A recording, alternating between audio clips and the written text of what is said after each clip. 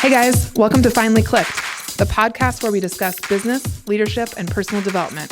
My name is Margaret Smith, and I'm the Director of Operations for Pickett Street Properties, a real estate team out of Bothell, Washington. And I'll be here every week with our owner and team leader, Jesse D. Moore.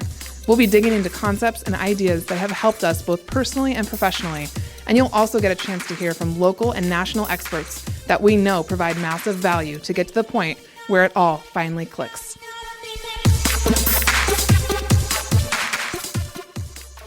Hello and welcome to Finally Clicked. I am Context. I'm sitting here with no context, otherwise known as I am Jesse Moore. I'm sitting with Margaret Smith.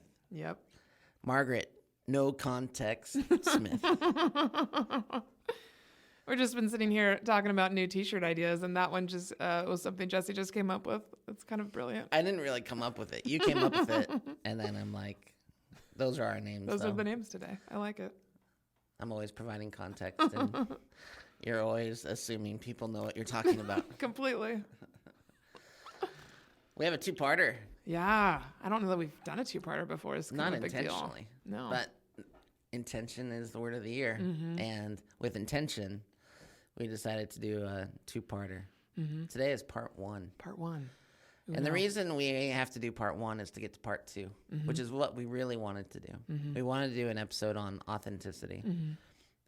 And we're going to do that next time. Mm-hmm. And the reason why it has to wait is because I don't think we can talk about authenticity without first talking about awareness. Mm-hmm. So today's episode is about awareness.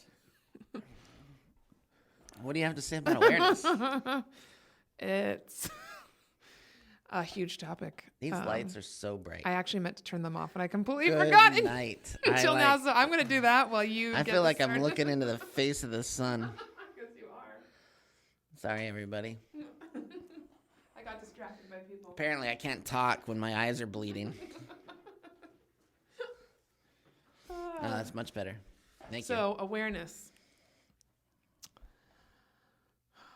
I think I don't even know if I want to just start with. I don't want to start with the definition. Awareness is the ability to reflect on who you are, what you're doing, and begin to have an idea of why you think the way you think, why you got to where you're at, and why you do the things you do.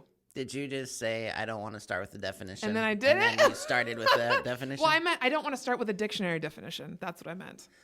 I don't want to start with addiction. I don't want to start with someone else's definition of awareness. I want to start with my definition. That seems ridiculous, right? Now I'm going to pull it up. I couldn't hear your definition because I was so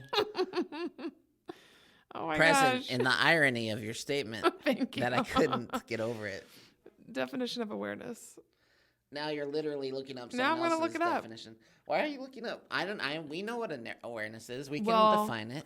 Some people do not. So they say awareness is the quality or state of being aware, knowledge and understanding that something is happening or exists. I like the way I said it more. What would you add to that? We're off to a great start. So far, you've done what you said you weren't going to do. You totally ignored me. Like, I don't even know why I'm here right now. Hashtag winning. Hashtag winning. Meaning we're right on par with. Okay. Yeah. Awareness would be like saying, hey, this is a weird start to an episode about awareness. I feel like it's a great start. Okay. Yeah, a little bit weird, which is what we are. I think John Maxwell has the best. Oh, of course, you're going to come out with a great quote or something. Quote Of about course. awareness. This is how his brain works. This is why it's amazing. And he says, knowing yourself is like reading, you are here on a map when you want to find your way to a destination. Mm-hmm. I think it's so great. Quote. It's like looking at it's like going to the mall. It's a mall you're unfamiliar with. You would never go to the mall. Let's say it's not the mall. Let's say it's Disneyland. There you go. And you've never been to Disneyland before. Yeah. And you find a directory map of where things are. Mm-hmm. You might need to go to the bathroom. You might need to find some food. Churro. You might need to look for Frozen. Mm-hmm. You might need to Indiana Jones would be my first place. look for an exit. Mm-hmm. And those directories always give you some sort of relevance, right? Mm-hmm. Which is, hey, here's a map of everything. But you might need to know where you're at first in order to to know where to go next, right? Yeah. And so I've been a student of awareness since about 2011. And I've had a hard time talking about it with other people. I think just because it's like, I think it's like anything that can define your life in a meaningful way, that sometimes it's hard to put your thumb on it. Mm-hmm. You know, I think we can talk about the benefits of awareness all day long. Sure.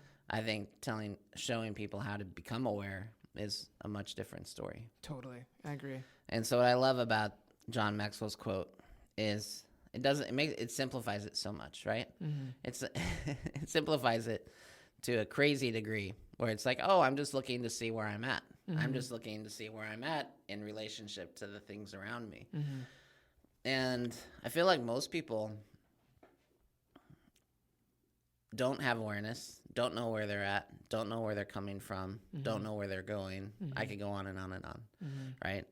And we wanted to talk about authenticity because it's important to us. We realized we can't talk about authenticity without first talking about awareness, because being aware opens the door to so many more meaningful, deeper things. Mm-hmm. Well, and how can you be authentic if you're not aware that you're not aware, or, it's actually not possible. Well, and I think I was someone who suffered from this, and that's why I think we have to start here, is that if you don't know who you are, how do you be authentic? Mm-hmm. Mm-hmm. I don't know how to do that. Yeah. Right? Yeah. And so authenticity requires a baseline knowledge of who you are. Mm-hmm. And around 2011, I was confronted with the realization that I didn't know who I was, and I had to start to seek it out. Mm-hmm. And it was a very painful process. I actually was in a book club of sorts around 2011. And in this book club, it was a mastermind. And in the mastermind, we talked about awareness. And I said, awareness is a bitch. Mm-hmm. And everyone laughed. And what's funny is the next day, someone in class who's a close friend of mine brought bumper stickers and handed them out to everybody. And it said, awareness is a bitch. And I have that hanging up in my office because it's absolutely true. Mm-hmm. Awareness is a bitch because once you become aware, you can't become unaware. Yeah. You can't get away with certain things anymore without it affecting who you are and how you feel about it. It literally will make you feel emotions you haven't felt before, I think. Yeah. Becoming aware is having knowledge that you can't unknow. Mm-hmm. And so it's interesting. At the time, I think that was probably the first. I think it's probably the first job of any coach, right? Mm-hmm. Is to make sure that their student is aware, self-aware. Mm-hmm. And I remember my coach at the time, who is our coach currently. I remember him focusing very heavily on how people perceived me in the office, in the market center. And I kind of didn't care, right? Like, I don't care. What kind of questions would he ask you? It was interesting. I think he just asked me, like, how do you think other people see you? How do you think other people, like, if they had to describe you and describe interacting with you, what would that be like? And when he broke it down to people in the market center specifically, it was easier for me to answer because I didn't care about the other people in the market center. Yeah. I was there to do my job. I wanted to put my head down and do my work. Mm-hmm. And so this is the days short sales were prevalent, and it required a lot of faxing, sending a lot of faxes. And so the fax machine was in a common area of the market center. Mm-hmm. So I'd have to go from my office to the fax machine and back. Mm-hmm. And there was a lot of opportunity then to talk to other agents. Mm-hmm. And I chose not to. I wanted to put my head down because I wanted to send a fax. I didn't want to get caught up in someone's weekend plans or how awesome their dinner was, or I hate small talk. I didn't want to engage with the agents in my office because I had a job to do. And so I think the perception of me at the time, and it's still true to this day, and we've talked about it, there's a perception of me that is that I don't care about other people, that I'm selfish and only care about work or only care about what I want to care about. Is that accurate? And so my coach started talking to me about it, and I didn't care a whole lot. Yeah, because there's a part of that I want more of, because, and we can get into this more later, but that is essentially part of what helped make you successful too. Right. So there's a part of that is right on. Yeah, I had to put my head down. I had to work. Because why were you going to not put your head down and then go home and work more and with your family there? Like, there was a part of that makes absolute sense. I still did that too. You did, yeah. And so my coach really started challenging me on this, and I did it in spite of him. Like, he asked me to do it, so I did it unwillingly, is what I should say. I tried. It became an experiment for me to look up and to talk to people and engage with people. Do you remember who the first person was that you did it with? I have lots of stories that are probably wildly inappropriate that came out of those conversations. I mean, I have one I wish I could tell that was just like, I want to say, like, this is why I don't talk to other agents in my market center. And I remember my business partner at the time would go into that common area and talk all the time. And he'd share ideas. And I had to pull him aside and go, what are you doing? This is our secret sauce. Why are you giving it away? And we had come from Remax, and we had just joined Keller Williams. And he said, it's different here. Like, you're supposed to share. And I'm like, I don't know. And so then I started talking to people, and I started answering their questions, and I started to change people's opinion of me, one person at a time, right? That's how it is. Yeah. And I don't ever try to change everybody's opinion at the same time. It's impossible. And then I would report the results back to my coach, and my coach would be proud of me and see, aren't you, wow, you're doing so well. And I realized I didn't have to be cut off from everybody. I didn't have to be rude to other people in order to accomplish what I wanted to accomplish. I could do both.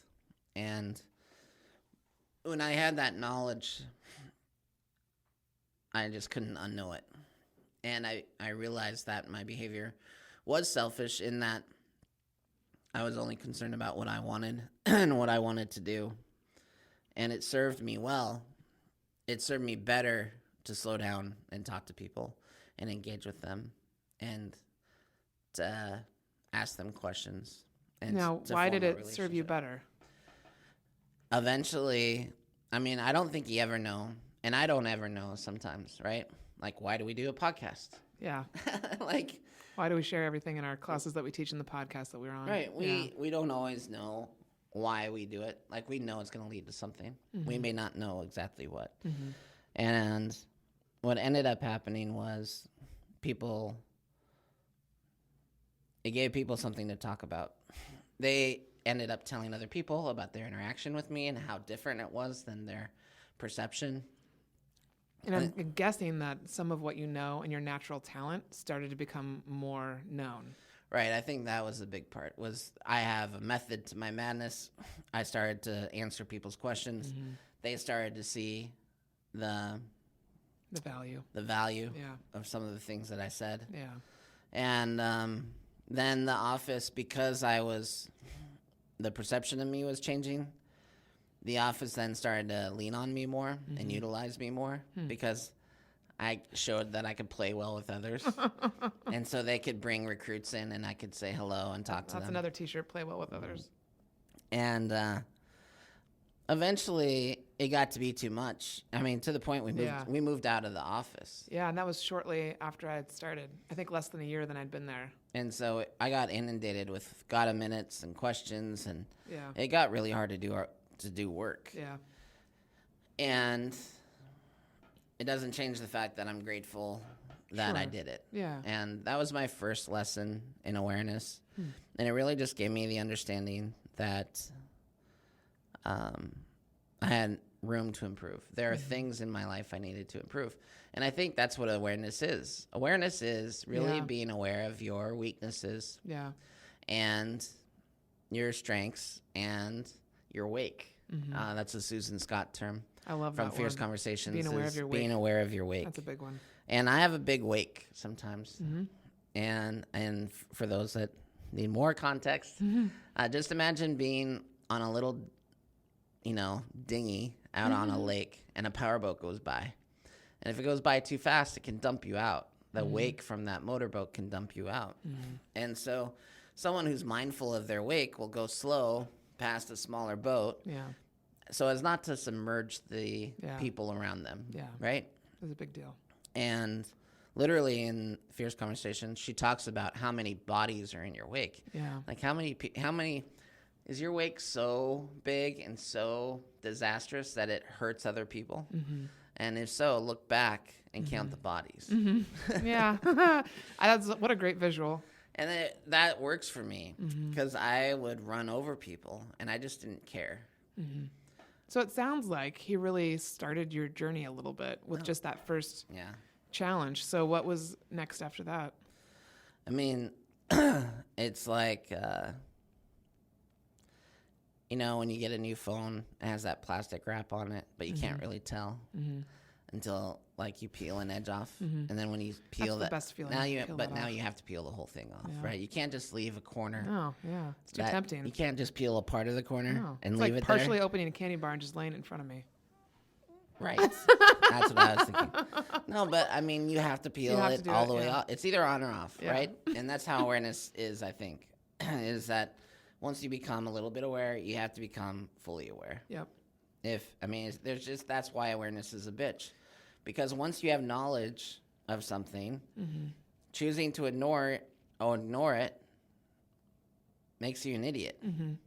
Well, I'm guessing, based on just your level of intelligence that I know you have, you saw what was possible with that little bit that you got, and you saw the potential for how it could change your life. It's like looking at something that's super tempting and realizing okay, this could really hurt if I rip this Band-Aid off, but maybe something cool will happen from it. Well, and if I go back to this John Maxwell quote, here's the thing, and this is why, if you're listening to this and you're not sure whether or not you want to become aware, let me explain it this way, in the way that John Maxwell explains it. Once you know where you're at, you better know how to move in the direction you want to go. So what I mean by that is, if you have goals, big goals, and you want to accomplish great things, you need to know what to do in order to reach those things. Knowing what to do and what direction to go is absolutely predicated on your knowledge of where you're at currently. Completely, yeah. And so if you have goals and they're lofty and they're ambitious, great, good for you. Guess what? You're not going to get there unless you figure out where you're at first. You have to know your surroundings. You have to know how to get out of where you're at now. And so I think the worst, I grew up in Montana, lots of hunting, lots of hiking, and it's easy to get lost. The ranch I grew up on was 75 square miles, and there weren't a lot of landmarks. There were places on the ranch you could literally look in any direction, and you wouldn't see a structure or anything man-made between you and the horizon. And so if you don't know, it's easy to get lost. We would have people that would come out from the city and they would come visit the ranch, and they wanted to just go for a walk, and we'd be like, I'm sorry, that's not possible. Not without a guide, because you don't know where you are. And so we can't just let you loose on the ranch. That's hilarious. You'd never find your way back. And so by growing up on a ranch, becoming aware of my environment, I understood how necessary it is to know where you're at any given time. So that made a lot of sense to you. That quote was really... And so then when when I realized where I was at and where I wanted to go in order to get the things I wanted to get, it just made it easier to see everything I needed to do to get where I wanted to go. Interesting. So, to me, that's the beauty of awareness. Another example I think everybody kind of learns about in school is Plato's allegory of a cave. You didn't know I'd be talking about Plato. I had no idea, no. Do you know that allegory? I'm sure I'll remember it when you remind me. But not off the Not top. off the top of my head, no. So he has this allegory, and again, someone knows this better than I do. Don't murder me over getting it wrong. But essentially, he's basically said, imagine a world where, or imagine an existence where people are laying face down in the dirt in a cave. And all they can see, there's a fire behind them, right? And that casts shadows upon the wall in front of them. And so their reality is just whatever the shadows show on the wall, right? So there's fire behind them, shadows on a wall. This is their existence. They live in a cave. They think they have to live face down, looking at whatever happens to show on the wall. And that's life, that's reality, that's their world. Yeah. One day, someone is freed from their chains for whatever reason, freed from their bondage. They walk out of the cave, and they find the world, right? And they're like, holy They find this whole world outside of the cave that's totally different than their experience, everything they thought they believed in. Yeah. And they go back and they try to tell other people that this exists outside of the cave, but all you have to do is break your bonds and walk out. There you go. Leave Boom. the fire, leave everything that they know behind, Yeah. and venture off into this unknown territory. Yeah. And essentially, the point of the message is that many people will choose to stay in chains versus going into the unknown. Yeah. And it's that allegory in and of itself is a message of awareness. Mm-hmm. Do we want to be aware? Mm-hmm. Sometimes awareness sucks. Mm-hmm. But there's beauty on the other side of it. Mm-hmm. You know, there's different dimensions available to you once you become aware. Mm-hmm. Well, that whole saying in the beginning that you said awareness is a bitch and awareness can be hard, awareness can be everything. It's like, she's the nicest kind of bitch. I mean, it's, sure, it might be painful, but when you start, I think, putting yourself out there like you did and like I've done, now I want it all the time because I understand the faster I get through that, what I'm searching for is the new things I'm not aware of, searching, because I'm getting through that hard part way faster. And I realize the benefit of being aware and the benefit of understanding myself to the core. With that comes confidence. With that comes bravery. With that comes everybody who sees you and what you're doing, and all of a sudden they realize what's potential for them. And so I love that allegory. Well, here's the other side of it, is that once you become aware and you realize things that need to be improved in your life, and you make those improvements, oh my gosh, great. Yeah. There is a point though where you start to question everything. Oh, for sure. Well, your whole life isn't gone. I mean, I witnessed that with you, and I've had smaller experiences, not the same as you at all. But it's like you're being born again, in that you're just coming out, and you're like, oh shit. Yeah. And for you were in your 30s, and everything you knew might be a lie. I can't even imagine what that feels like. I know little bits of that, but not to the extent that you do. And so, yeah, it's scary as hell. Yeah, and it's scary. It was scary for me because I thought everything was, it's true. I thought everything was a lie. Mm-hmm. I thought everything I'd known to be true was wrong. And that's a very unsettling feeling. Yeah. And if you can't trust anything, man, you just don't, that's a whole new problem. Why do you get up the next day? Like, why do you go to the office? Why do you anything? It's like someone taking the navigation out of my car, right? Like, I didn't know. That's the flip side of awareness, is that it can lead you to question everything, including the things you were most sure of. Mm-hmm. Yeah, and that's if we go back in time, I won't share everything, but there was a time when you needed my help to make small decisions. For sure. And it was not just because you were coming into awareness. It was awareness and a combination of other things. That's why I think it's so amazing that you did what you did and what you've done the last few years in order to figure out who you are. You're still on the journey. We all are, really. But the fact that you did that in your 30s, most people would not. Well, the alternative is worse. The alternative is I continue to bend. I can't even imagine the alternative, actually. I would continue to be deluded and pretend I was somebody I wasn't. And ultimately, I think make other people happy. Something would have happened no matter what. Something terrible. Yeah. I think so, too. Yeah. Yeah. And I think, so that's the joy of awareness. And that's what I want to be clear about. Yeah. I've actually learned, I feel so much wiser now at 42 years old than I've ever felt in my life. And I don't think it's a credit to my age or how many trips around the sun I've made. No. It's really a factor of all the work I've done. Yeah. And so I was thinking about this and really wanting to think about what I wanted to tell people and how we wanted to talk about it. And so let's talk about wisdom in this for a second. If we were to think and I want to give people an example of something I see often where I think people can start to see it, recognize it, and let it be an indication of a lack of awareness or a need for awareness. And I think where it's easiest to spot is in the extremes. So I don't think I think if everything's happening, everything's good, you probably aren't looking for awareness so much, right? I think if things are really bad, I think you question reality. I think you question life and why it is this way. Yeah. Pain always makes us look up. It makes us self-reflective. Yeah. We want to understand. We're trying to apply logic to something that may be completely illogical. Yeah.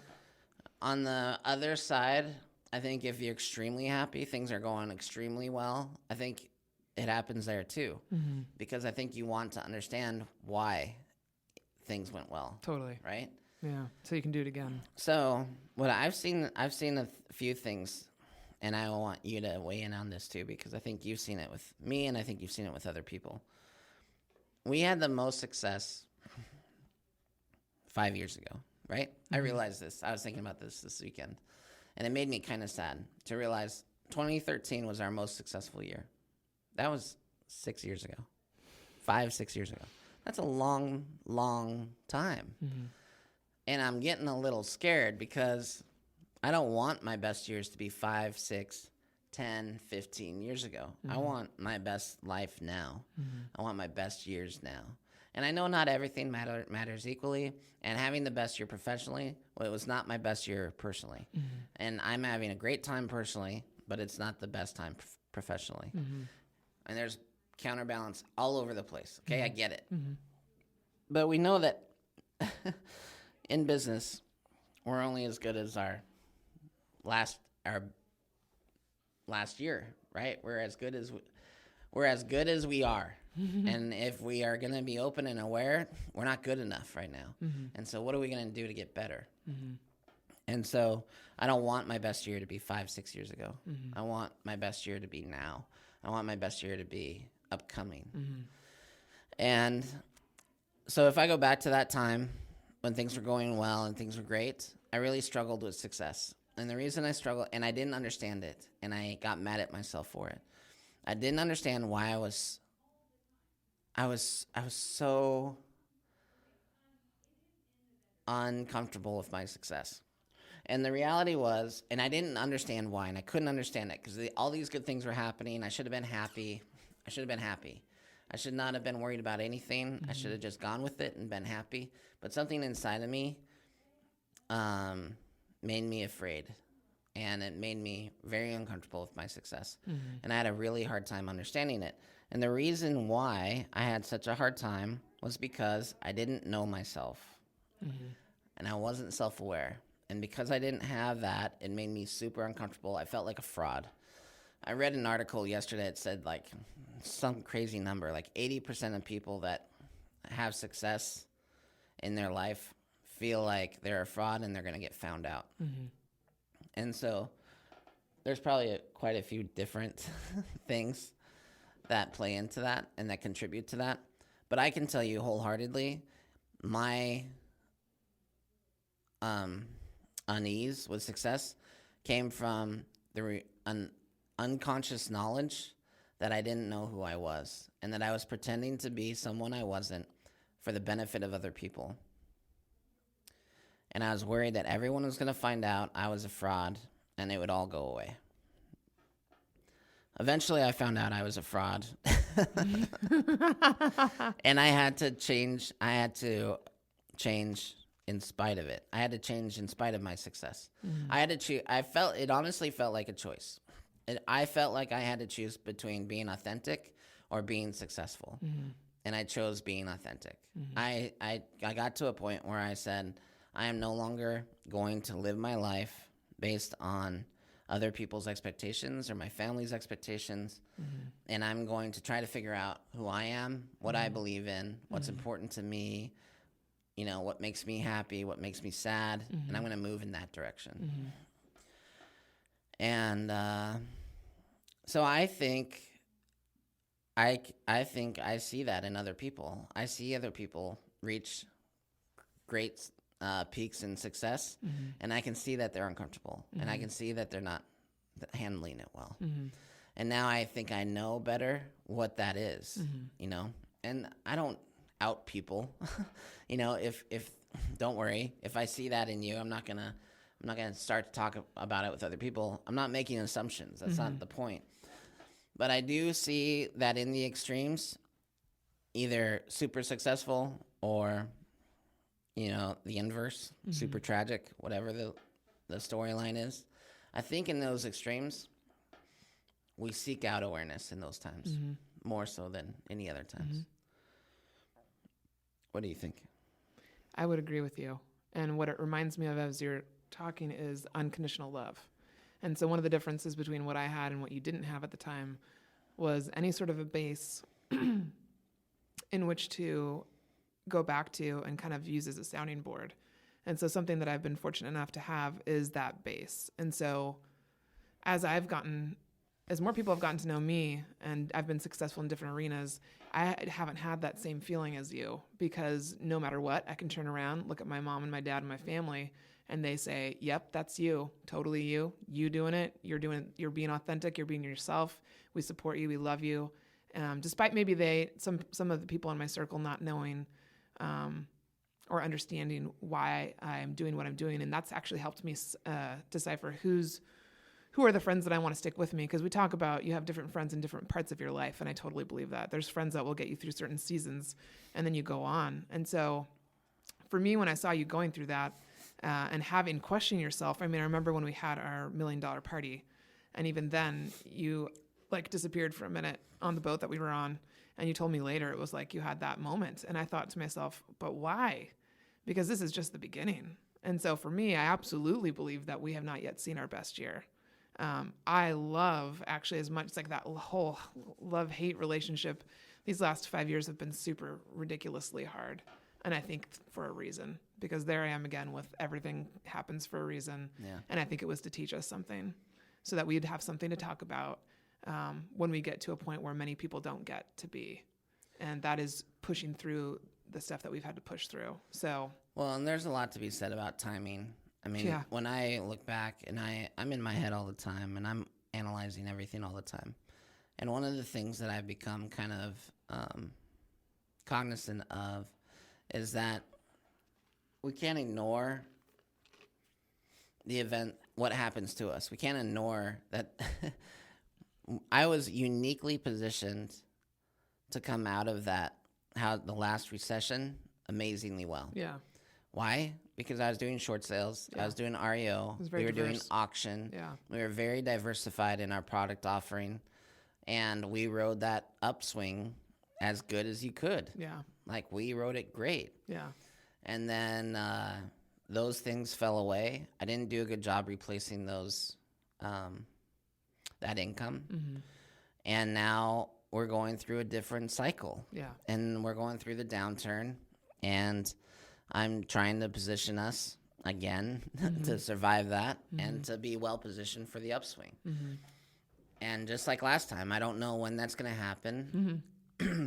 All I know is I need, and I think that's an important part of the shift, is reflecting, failing, adjusting, failing, adjusting, failing. You know, like, I think it's so important for us to continue to develop ourselves personally through the downturn and to get traction. I feel like we're spinning our wheels a little bit and we're just looking for traction. And I think awareness can give us that. Totally. Yeah. And what you just said, I think reflection, you've talked about since I first met you, because you were talking about it, trying to talk yourself into a place where you could sit and reflect, because you didn't like to do it before, and now you're much more comfortable with it, I believe, because you're more comfortable with where you're at now. And if there's anything I've heard from coaches over and over and over again, is reflection. What went wrong with that hire? What went wrong this last year? What went wrong? What went right? How do you duplicate that? And nobody wants to reflect. Nobody, and a lot of personalities in this industry and in any business are just go, go, go, go, go. And I've worked for people in the past that are that way. And so if you never stop and take a breath and think about it, you won't have more success. You'll repeat your mistakes. So I think that's something that you've gotten better and better at, because I know you don't like to sit down and think about and be still and all of that. It's not in your natural personality, but you've realized the value in it. I don't want to go back and make mistakes that we've made before. No, me neither. No. So I think if you're listening to this and you're, maybe this applies to you, or maybe it applies to someone you know that you're in a relationship with. And one of the questions I know you're going to ask is like, how do I bring that person into awareness? I don't know if you can. And this is something you and I have talked about before. This is that whole you can lead a horse to water, but you can't make it drink type of analogy, which is the people that need awareness the most are probably the least likely to look for it. Unfortunately, yes. And no amount of desire or longing on our part is going to make them want it. No, I would say for themselves. My only, I do encourage people to try a conversation if it's with someone that you love or care about, professionally or personally, because I do think part of my job and part of the job of all of us on this earth is to attempt. Now, I'm not saying that I have conversations with everyone, because you have to get better and better at understanding who to have the conversation with and who's basically kind of worth the effort. But I'm finding that more and more people are not even willing to try because they're afraid of the outcome. I'm going to change. This is going to be a 3-part series. Oh, okay. First part's going to be awareness. Second part's going to be authenticity. And the third part's going to be boundaries. Oh, that's a great one. Okay. Because I'm realizing these 3 things have been running through my mind. And in listening to you and what you just said, it's true. Who's worth the effort? Yeah. I think that's the timeline. Yeah. The timeline is awareness, then authenticity. And then if you prize authenticity, the next thing is boundaries. I agree. Totally. Right. So let's stick on our topic, awareness. So I started to talk about how do you spot, like how it's easy for me now to spot someone that might need awareness. Yeah. And I think for me, the main thing that I can see if I reflect on my behavior, the one thing I can see over and over and over again that was a sign of a lack of awareness was anger. So if you think back to the times where I got so righteously angry, I used to justify it by saying, you're not listening to me, you aren't hearing me, and then I would ratchet up. I'd get louder, I'd get more demonstrative eventually. And I'm not an angry person. I don't think I'm an angry person. I don't think I very rarely got into like high level fights with you or my ex-wife or any of those things. But there were certain triggers that absolutely led to big fights.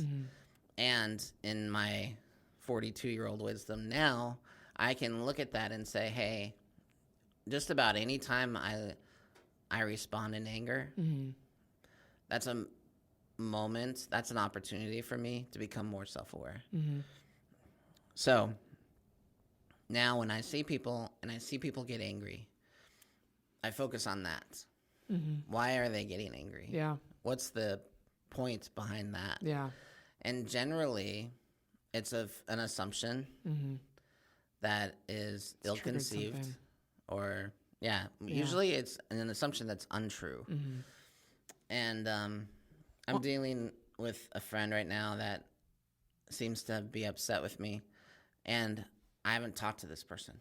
Like, it's not factual. It's not based on anything I've said or done. So something's happened in all their based head. on perception in their head that I've done or said. Yeah. That's not true at all. Mm-hmm. But they haven't asked me. Mm-hmm. And that leads to the boundary discussion, Mm-hmm. which is, and so my, I want to backtrack for a second, if I can. I want to share with them, so I was alongside you when you started your awareness journey, right? You started it before me, but then a lot of it happened while I've been here. And I want to share with owners of businesses, and not just operations people, but anybody who's in business together. One of the reasons I loved the interview process that we went through is because I told you my life story. That's part of the process. Now, I'm also someone who I'm a really good listener, and I understand a couple of reasons why.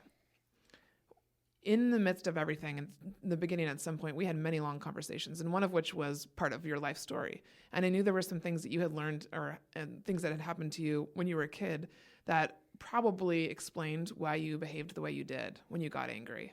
And so me having that knowledge when stuff like that happened, in the back of my head, I always had, this is not actually Jesse talking right now. This is not actually Jesse angry.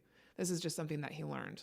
I was able to separate you from a behavior, which gives you grace. It gave me understanding. And just for those of you out there that are listening, this is why I talk so much about this, is we need to ask each other questions. We need to learn each other's stories, because the Jesse that at that time was angry was not actually you. Right. That's 100% true. And that's a interesting thought that we need to flesh out more, because it's absolutely true. I learned that behavior from my parents. And I learned to care about things. I learned about which things to be angry about. I've thought about this a lot recently, that in reality, and then let me just ask for grace and mercy from my parents right now, and that anything I'm about to say is not meant to expose them or demean them in any way. But the reality is that they brought me up under a certain set of values, and those values taught me things, and they taught me what to care about and what to be enthusiastic about and what to go to war over. Yeah. And quite honestly, we don't match up on those things anymore. And I did learn to be angry at certain things. And so I've thought a lot about that. As an example, there are men that are abusive to women because they are being disrespected. Yeah.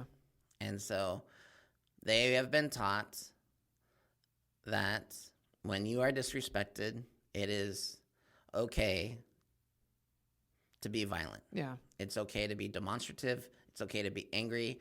It's okay to stand for yourself. One of the things I heard all the time in country music and growing up is that if you don't stand for something, you'll fall for anything. And I keep thinking about that statement and how untrue I think it is. I think it gives you a false sense of bravado to believe in something that is probably not true. Yeah, yeah. It doesn't allow you the opportunity to step back, observe, reflect, question reality, to listen to someone's perspective. This idea that if you've got to stand for something or you'll fall for anything, like, it's such a weird thing. That's a weird concept and line. Well, yes, okay, you have to stand for something. I understand that. But they're not standing for grace. They're not standing for mercy. They're not standing for understanding. Yeah. They're generally standing for their right to be bullheaded. Yeah, exactly. And I don't understand that. Yeah. And so what you're saying is absolutely true. That I learned that anger response. Mm-hmm. It was taught to me, Mm-hmm. and I was taught to care about these things and to respond in a certain way. Mm-hmm. And I had to unlearn that programming. Completely. And then so to follow that up, just for those of you that I know what you're thinking next, is why, like, we've talked about this before, I stuck around because you changed. Now, people that are like that I recognize this in people, because I think this is how I was born. If I recognize that people have a lack of awareness and it has a negative impact on me, they are not allowed to stay in my life if after a certain amount of time, meaning I usually will give people more time than they deserve, 1 to 2 years. And if it doesn't go away and it doesn't change, there will be a break in that relationship until something changes and they can show me otherwise. Because it's not my job to teach people and to have, I have understanding and grace and love for people no matter if I've cut them off in my life or not. So I think that's our job, is to love everyone, love unconditionally. And that's where the boundary piece comes in, which is, I think, why it's great to have that as part 3, because I know I can't change people. You underwent that change. I watched it happen. I witnessed it happen, and I was able to give you grace until you got there. But not everybody goes through that and changes. So that's just really commendable, because I don't think we'd still be working together, and not just because of that, but because I wouldn't it would. Not only would we not be working together, I mean, when we talk about I'd be in a bad place, like, we're not kidding around. No, this is not puppy's play. This is for sure. I'd come in and there'd be a dark cloud over your head. Literally, if I could paint, like Enmei talked about me, having the lighting, being the tungsten light or whatever. It was like I was the bright light coming into a dark, I almost swore again, dark room, a black room. Because I understand and if everything in your life has been questioned and you don't know who you can trust, why do you trust even me? Right. So this is not like child's play. Yeah, you were going through major life changes, most of which most people or admin or people in business I know wouldn't stick around for. Yeah, and so couple that with me having a strong sense of abandonment. Mm-hmm. And, I mean, that's a terrible coupling. It's very terrible. Yeah, it's very terrible. And I had massive empathy, because I have massive empathy for people in general, humankind, and understanding from the very beginning that I was so fortunate in who I was raised by and who I was surrounded by. I understand now that like 95% of the population doesn't have that. Or if they have a sliver of it, they're pretty lucky. So, and so I think this all leads me to just to say that what this helped me understand was that it is possible for people to become aware. It's possible, and that's fantastic. That's amazing. And, I just lost what I was going to say. And, it's helped me let go, too, of how people think or what people think, which I'm so grateful for, because I used to care way too much about that. And I care less that people don't understand how we do business or what our partnership's like. I do care, because I want to help people get to that place where we're at. But I care a lot less about what other people think. It's so freeing. Like, at that, if nothing else, that's helped me grow more in the last year and a half than I think anything else. Really. We'll get into this more next episode, but the reason we wanted to talk about authenticity, because that's important. That's a shared value you and I have. Oh, for sure. That it's absolutely like the most important thing for us. And I'm sitting here and I'm thinking about, how do we make sure that people listening either know how to get awareness or understand that they need it. Mm-hmm. And so that first one I talked about was anger. And I talked about this in my class, actually, and you're making me remember one of the agents in our office said, it's recognizing the emotion as you feel it. So if you feel yourself get angry in that moment, I think questions are the best thing. That's what our coach helped you get to. Start questioning yourself. Why do I feel this way? Why am I responding this way? Why do I think this way? If you just start questioning yourself, it doesn't mean that you're not going to ever feel completely peaceful in where you're at in life, but just start asking yourself some questions. And then the other thing is, Jim Sorensen had us do an activity to help us find our why. And actually it was Monique Hellstrom with Simon Sinek. Text or call 5 or email 5 of your friends, 5 to 10. I did like 15 of my friends, and ask them the 3 things that they love about you the most, and begin to understand how people perceive you and what they think of you and why they think a certain way. Like, just it's totally self-exploration. It's to figure out what you might be missing in your life. Because I know there were some people that had their friends respond in ways that they didn't even realize. And it's not necessarily all positive, but it's about helping you understand from someone else's perspective where you might have a missing link. Yeah, I would say if you respond a certain way and it's not serving you. Yeah. Have you tried something that's a good else? Question. Yeah. Have you tried something else? Because he got you to try something different. Well, and outside of that, what I've realized is I know what I used to be angry about and what I used to get angry about. And I've been forced in recent history to not be able to respond the way I would normally respond. I've been forced to have to wait an hour or example. 12 before I could have resolution, which I'm not used to. Yeah. I'm used to throwing an almighty fit until it's resolved. Yeah. And I thought that worked. Yeah. Because I thought it worked. A lot. Yeah. Because I felt better at the end of it, usually. But man alive, I felt terrible in between, and worse than I needed to. And on top of that, I felt great, but the person on the other side of the table never loved it. They never loved it. Great, Jesse, you have resolution. I feel like shit. And I'm like, that's not, I didn't understand that because I felt such a sense of relief that it was over. Yeah. And that it was resolved. Yeah. And that we'd made progress. Yeah. That I loved that stuff. I used to say I loved conflict for that reason because it gave us an opportunity to have real communication. Yeah. And I still feel that way. But I also realize that it's very Machiavellian to be like. Oh, good word. Do you know what Machiavellian means? No, I don't. Explain. So Machiavelli was, I don't know. He was a philosopher, and he's a controversial philosopher. He's the one that said the end justifies the means. Okay. That you basically. Yeah. If you do it, you get it. Any way you get it. If it gets you to where you want to go, then it's fine. And so when I say it's very Machiavellian, now I have to remember what I was talking about. To get through the conversation. Oh, yeah. So it was very Machiavellian to think that was the way I had got my resolution. Yeah. So whatever happened, whatever I needed to do in the meantime. The process is fine. Was fine. Yeah. Well, I was bombastic. I was another awful. Good word, just throwing out bombastic. I was awful. I was awful to people. And I justified it because of the result. And so I would just encourage you, if you are prone to anger or you're prone to withdrawing, whatever's not working for you. Yeah. And whatever pushes you to an extreme reaction, be it depression or anger or tears or I don't know what. Anything. But just maybe try a different tact. The thing and that's what I mean about my wisdom now at 42 is that I've realized that I can force myself to be patient and things take care of themselves. Mark Willis said that one thing that's always stuck with me, and he said that he used to, when a problem would arise, he'd jump all over it, and he'd kick up feathers and dust and everything trying to solve this problem, and it caused a great amount of chaos and stress. And he realized that if he just gave it 24 hours, put it aside for 24 hours, it'd solve itself. Yeah. Someone else would take care of it, but it'd solve itself.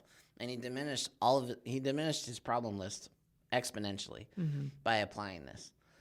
And I loved it, and I've used it. I didn't use it personally, and now I'm using it personally, where I push off my first response and my first reaction for the reason that you said. That's a learned behavior. I was taught to react that way, and I can't trust that anymore. In fact, when I don't trust it and I give it time, I realize that my perspective is one-sided and skewed. Yeah, so on the flip side, my learned behavior is more passive-aggressive and don't approach the problem head-on. So that's where I've met you in the middle, is I've pushed up my timeline. I've pushed up and out all the things I have in my head. I've given myself time to process, and I will write stuff out. Like if I need to write a Fierce Conversations dialogue with not just you, but whomever, I'll write it out and I'll say the hard things, which then helps, I think, you to begin to understand how I feel about something, feel less attacked, hopefully. So it goes both ways. Like we all have learned behaviors, and that's something that in my family was just, that's the generation that my family, my mom and dad grew up in with their family. That was their method. I think the other thing about awareness, I think about addicts, and I think about how Oh, gosh. they always say you have to wait until they hit rock bottom. Yeah. Why the heck can't rock bottom come sooner for some? Well, it can, right? It's because all they're looking for is awareness. All you're just waiting for them to become aware that this is a problem, this is an issue, and it's not serving them. Yeah. That's really all we're talking about. We're talking like we're addicts to ourselves. Yeah. And we're saying, hey, maybe our addiction isn't chemical or or liquid or any of these other things, but maybe we're addicted to a way of behaving that is destructive. Yeah. And we need an intervention sometimes. And we need an opportunity to change destructive behavior so that we can be in deeper relationships with the people we care about. So we can be more present. Yeah. And more beneficial to those around us. Yeah. I was on Marco Polo, that app where you talk back and forth with friends, with my friend Jen. So it's how we're staying connected. You know what? The context on that sentence was decent? Amazing. Oh, and I was just about to say, my friend Jen is now living in Montana, and she was in Seattle for a long time. And I was explaining to her something a couple months ago that I was processing or going through. And she Marco Polo'd me back, and she said, "You are so healthy. How do you do it? How do you force yourself to, not in terms of health and nutrition, I mean, I could be better at that, but people-wise, I talk to people about things now, including her. I've talked to, everything that I have sort of an issue with or something, by hell or high water, I'm going to talk about it." And so she meant, like, I'm facing things. I'm willing to turn straight into the issue and take it head on, which is way more than I've done before in the past. And so I took that as a huge compliment because, I want to tackle things head on and be the healthiest I can, emotionally, mentally, physically, everything, in order to do what I want to do in life, which is much bigger than I even know. So I think this is such an awesome topic because I think one of the feedback I got from my class a couple weeks ago on the survey was, could we talk, or I expected more talk about systems and processes and less about relationships. And it made me laugh out loud as I was reading them because I thought to myself, oh, you didn't get the message. Dang it. Because if you don't do this work, then nothing else matters. Our business will never prosper or grow or change or pivot or anything if you and I aren't in alignment and our people on our team aren't into personal development and awareness. Don't you love feedback from people that just want fish and don't want to learn how to fish? Yeah, I do. That's exactly what it is. It's like, I'm sorry, I showed up for a fish and you taught me how to fish. Yeah. I'm like, okay, well, don't let the door hit you where the good Lord split you. Mm-hmm. Do you think people listening do you think if there's someone listening who's not aware, they have 0% of self-awareness, do you think this is enough to get them to reflect and look in? I think if nothing else, you've planted the seed, because for you to use yourself as an example with your stories is very vulnerable, and people see what you've done business-wise, but they don't know the backstory of where you came from and everything like that. And I think sometimes when all we can do is plant a seed, it might take a few years, like 5-10 years, for it to come to fruit. But I do think if people took the time to listen to this all the way through, then yeah, I do. Well, my intent, I hope that, I just think there's so much freedom in being authentic. Much freedom. That's where this came from. Yeah, so much freedom. So I guess we'll hit the 3-parter and we'll talk about it in parts. But we really wanted to talk about authenticity, and the reason we wanted to talk about it is because this has become a value for Margaret and I that we are unrelenting on, and we only want to be around authentic people, and we have little to no tolerance for inauthentic people. And so we crave and desire authenticity. And if you are not aware, you're not self-aware, you could be authentically an asshole, and you might pride yourself in it. I've been there. I've done that. I've been like, it is what it is. I am who I am. And that's an excuse. There's probably, I would encourage you, if you're listening, if there's a certain thing you've heard from multiple sources, you might want to question its veracity. You might want to take a note. Yeah. And if you're hearing something that's repeated back to you and you're hearing it from different people in different walks of life, I would pay attention to it. I would. Because it's very rare. I think Susan mentioned this in her episode where we talked about fierce conversations, but it's very rare that people actually give you feedback. So when someone gives you feedback, even if it's not what you want to hear, I spend a lot of time talking to admin and people in business in general too about telling whoever they work with what they're thinking. They come to me with something and I'm like, have you spoken to them about it? Oh, no, I couldn't do that. Oh, no, this would happen. And so I spend a lot of time just encouraging people to be brave, even if it means losing your job, which is what a lot of us think about. So yeah, hear that feedback, write it down. You may not like it, but just write it down and think about it a little bit. Yeah, I think of an example in our market center recently where Rainmaker and EA neither of them were happy with the relationship and how it was going. And that can get weird fast. Totally. And they met and they talked about it openly and honestly. Each side shared their honest opinions. And they decided to work together, but to grow apart, to work towards a divorce, basically. Yeah. Say, hey, this isn't working for you. It's not working for me. Yeah. But we need each other in the meantime. Yeah.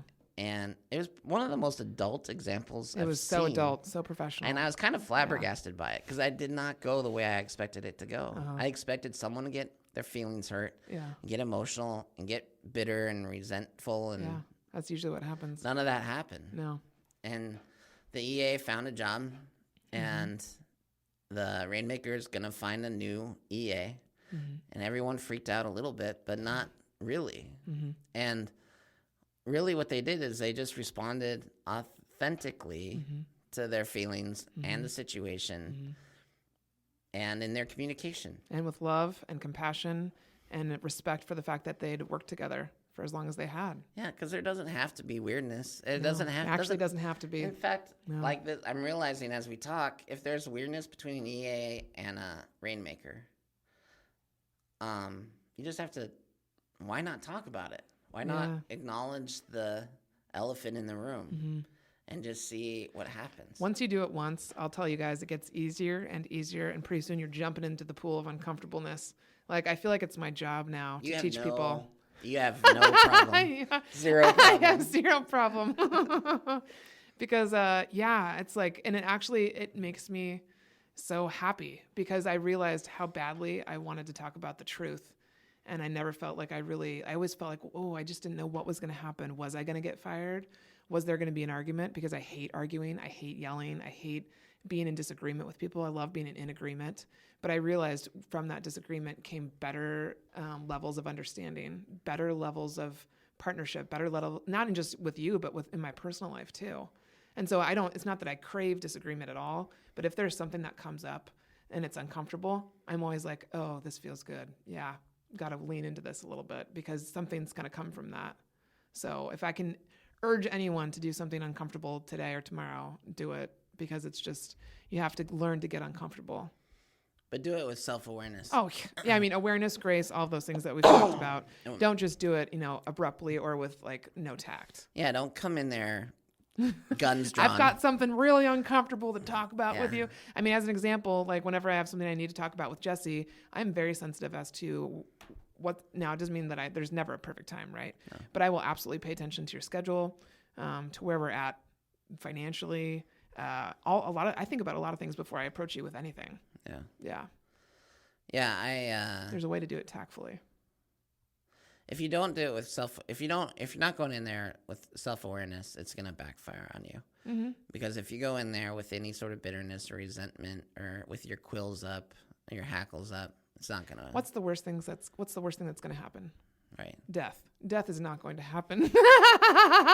Sorry to disappoint, unless some of you might have some sort of ability to die. I honestly find that the unspoken is the is the worst possible scenario, It's right? the worst. People assume the worst. Because then it turns into resentment, and resentment builds, and it becomes a huge, ugly beast. Even there's assumptions there's assumptions there, and I don't like assumptions. And so once you talk about it and get it out, all the power is out of it. Exactly. Take the power out of the feeling, out of the fear, out of the emotion. Take the power away from that, because when you strip that away, it's actually just feedback or a conversation. Well, there's been things that we've talked about that I've dreaded talking about because I've imagined or assumed the worst. And I assumed that I assumed the worst, period. And that's why I didn't want to have that conversation. Well, you're probably always prepping yourself. Now I know with you, I know that it's safe. Like, I know we can talk about it. And you're not going to, you're not going to give me your notice, you know? You're not going to, tuck it under my door. Just leave it a note under the door or something. Right. Like,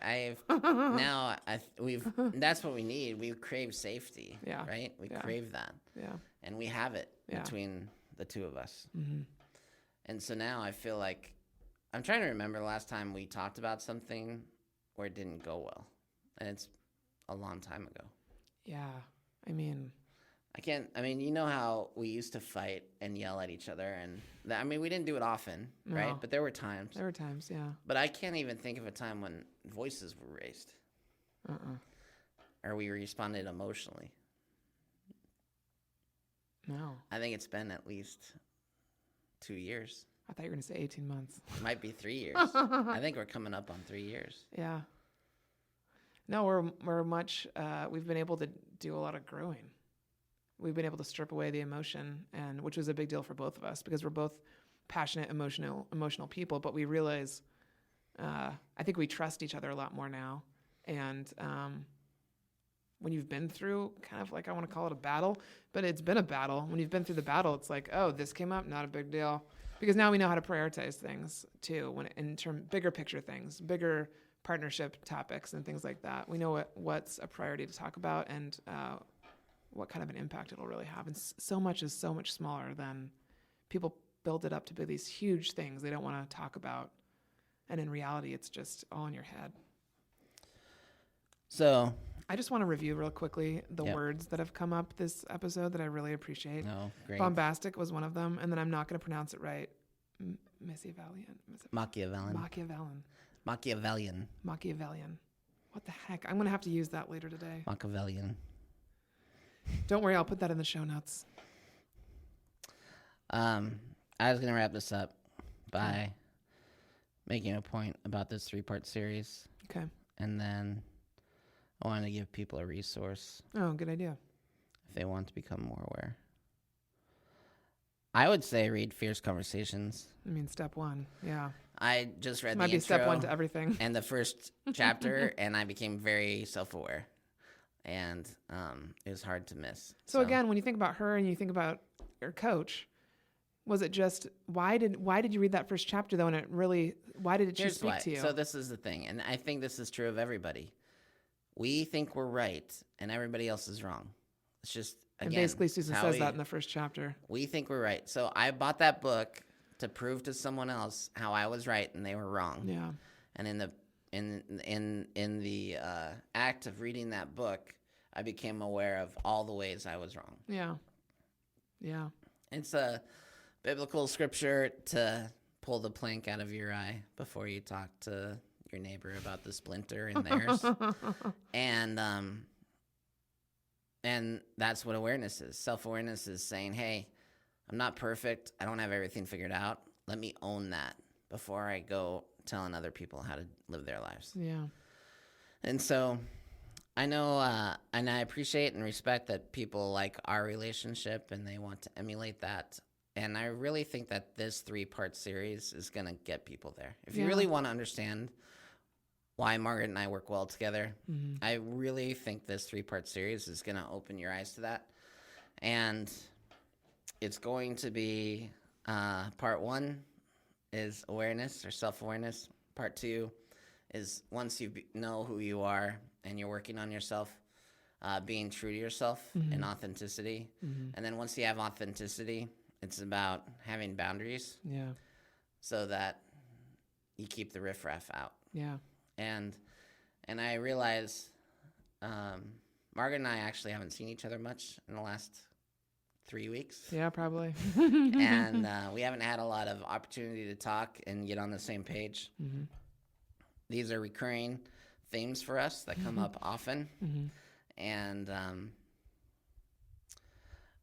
self-awareness is tough to talk about because it's a little bit like, it is like the allegory of the cave. It's explaining to people, it's explaining to somebody the shape and sound and size of something that they've never seen before. Imagining like somebody is colorblind. I think that Monique Hellstrom used that to explain. She was sitting on the edge of a wall down in California watching the sunset over the water with a friend of hers. And she was like, oh my gosh, isn't this just so amazing? It looks so beautiful, isn't it? And she was like, why aren't you saying how amazing it is? And he said, well, Monique, I'm actually colorblind. I can't see any of it. And she was like, oh my word. I can't believe that. And it is, it's like, how do you explain something to someone who may not even understand what that looks like or feels like or is in their life? And so I just know I'm so passionate about this, and I know there's people listening that either think this doesn't apply to them or they don't know how to get there. Yeah. And I think just the desire to get there. I just thought of something. Sorry, as you're talking. Yeah. What another sign that they might, if you might not be aware and you think maybe you are, or you're like, this isn't for me. You had mentioned anger. What about thinking about in relation to anger, just relationships in your life that don't flow, that aren't good, or that have, if you have a bunch of broken relationships, that might be another sign that maybe there's some lack of awareness there. I'm just thinking of signals for people, like as a signal. Well, like when I was growing up and I realized we got kicked out of every church in the community. That's a great sign. FYI, maybe there's something going on here. Maybe there's something going on there, and maybe it's not the entire community. I mean, as an example. As an example, yeah. No, but I believe that's true. I think if you can see a pattern in your life that isn't healthy or isn't working, sure, we all want to fix it, right? Yeah. Like no one likes being frustrated and angry. No. And so if you, I can't believe that everyone listening can't think of a time or see a pattern in their life where that needs adjustment. There's patterns everywhere, yeah. And if you don't need adjustment, I don't believe you, because you're listening to a podcast, and you can't love podcasts that much that you're like, I don't need to apply any of this stuff. Good point. Yeah. This is a great one. I mean, let's leave that up to the public. I feel solid about it. I feel really good. I'm looking forward to the boundaries one because I'm still working on that one. That you are. You're about knee deep in the boundary pool. Knee deep in the boundaries. Mm-hmm. And you're tall, so it could take a while. It could take a long. Damn it. So true. All right. Thanks everybody for listening. Share it with a friend. Yeah, you guys pick your favorite episode and share it with someone. I had several people when I was gone this weekend to that conference I mentioned down in New Orleans for Keller Williams. I had several people come up to me and bless you all. You were like, the podcast is amazing. More people need to hear it. The only way it's going to get into the hands of other people is by you guys sharing it. So take an episode, share it with someone. I don't care how, social media, personally, otherwise, text message, whatever it is. But you are totally our advocates for helping to start these conversations in other arenas. So, yeah. Yeah, and otherwise we're just talking to an empty room to each other. Well, at least to a couple people. We're just telling each other. That was a great one. We're just saying that to each other. That's what's happening unless you tell other people. That's so true. All right. Thanks, everybody. Thanks, guys.